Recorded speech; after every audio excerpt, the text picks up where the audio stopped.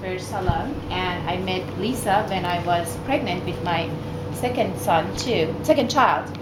And it's been a great blessing having her in my life, but I feel like God talked to me and I started another chapter in my life. That's when I went back to school and got my AA master's, and I now work as a marriage and family therapist because I feel like I want to use my gift to bless people with a deeper pain. And every day I pray God will bless me to serve God. Just a little bit of a background history about my own personal life. I came to this country when I was 19, and I was married. It was an arranged marriage to a man who was 10 years older than me. I only knew him for 3 weeks. And my mother kind of passed out when I said I don't want to get married to him. And she says, if you marry anybody else, I won't come to your wedding. So to make this story short, I'm from Iran. I'm sorry I didn't make that clear. I'm from Iran. I was born and raised in Iran. Came here when I was 19. And I started loving him, and I started, thinking this is going to be, what God wants for me. And I had struggles, missing the family and all that. Then God blessed me with my beautiful daughter when I was only 20. And that was one of the best things ever happened to me. But the marriage was difficult, and it was physical, emotional abuse going on while I was trying to be a good mother, a good wife, and a good hairdresser. But I was lost in the chaos of daily, ongoing battles in my life. And I feel so blessed that my ex-husband forced me to go to school too, because he says he was embarrassed to tell people that I don't have a degree. So I did go back to school, and right now I've been divorced and separated for 7 years, and I've been devoting my life, my time to my son, because at the time of the divorce, my son was 11, my daughter was 19, and I prayed to Lord that bless me with a full physical custody of my son, and I would devote everything I have to my son for the next 7 years until he's 18. And I think when Barbara and Lisa told me about what you guys are doing, I said, oh my God, you all are so blessed to be moms. I think it's one of the best gifts God could give us, and we are responsible to do our best, because they didn't want to come to this world on their own. We brought them to this world, so we better fasten our seatbelts and really take this job seriously. And the way I look at my kids, I feel like God has blessed me with 2 amazing masterpieces, and my job is being just to make sure they share their gifts to the universe, and they won't take life for granted, and they would go and do their very best under the circumstances they are in. And I did write a book through this process, because I felt like I've gone through so much pain that I call it The Breakthrough, the name of the book. And it was a breakthrough, finally realizing that my kids, my life, my journey has a bigger message than being in a relationship that was very bad and toxic to my kids.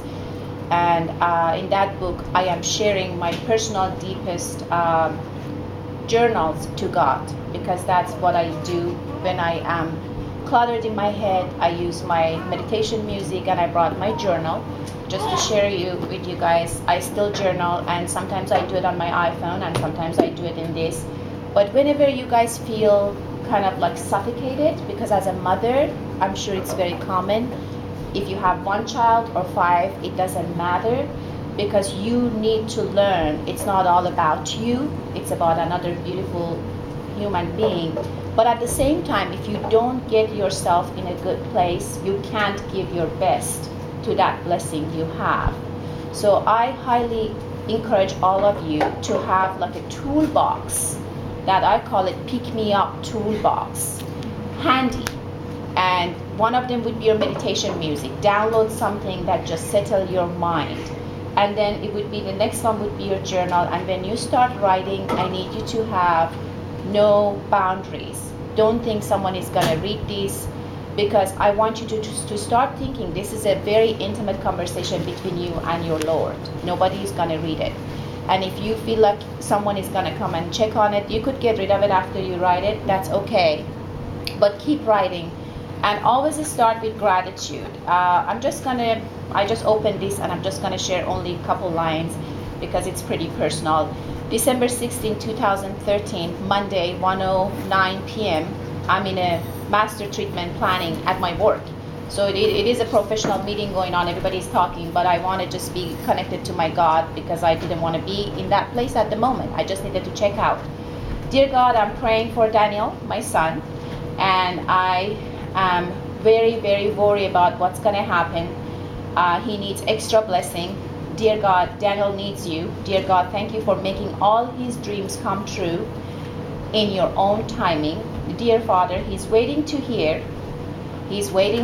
good news from his college, and I know you're gonna lead him the way you want to. He's your child, and I thank you for all the blessing you have for him in store.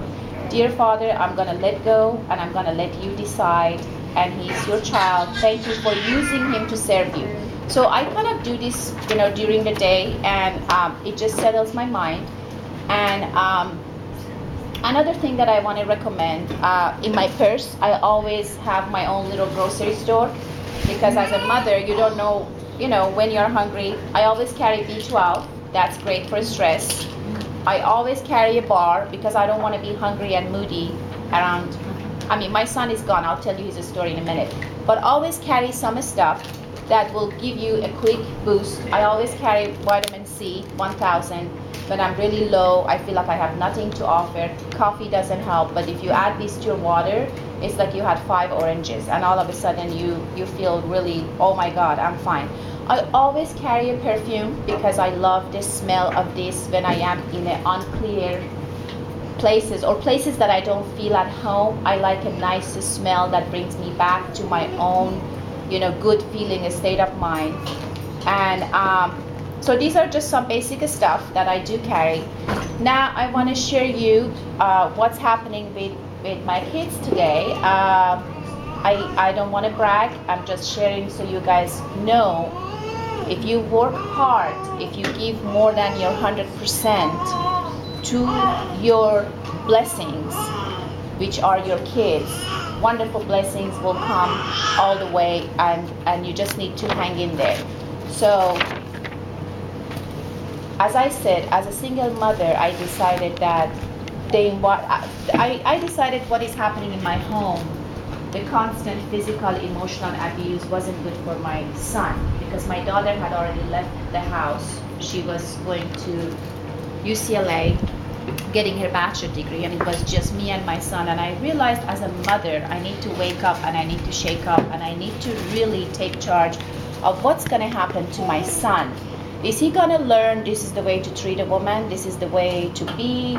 Because my ex-husband stopped working. He became very depressed, and he was in real estate, and real estate market went down. So he stopped kind of working. He started just watching TV for hours.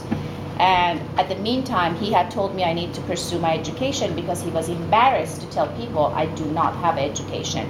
So I was busy, I was growing, and he didn't like that. So he was getting very abusive towards me and my son. And he wouldn't shower for days.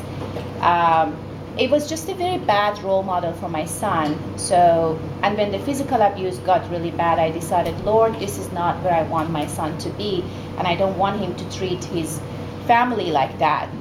So that's why I took charge, and that's why I call it breakthrough. I realized with the help of Lord, I could go, and I have no family here. All my family is back in Iran, and I only had God and wonderful friends to support me through the process of divorce. And it took a while, but as I said, with the blessing of God, I got full physical custody, and I devoted 7 years to my son and my job.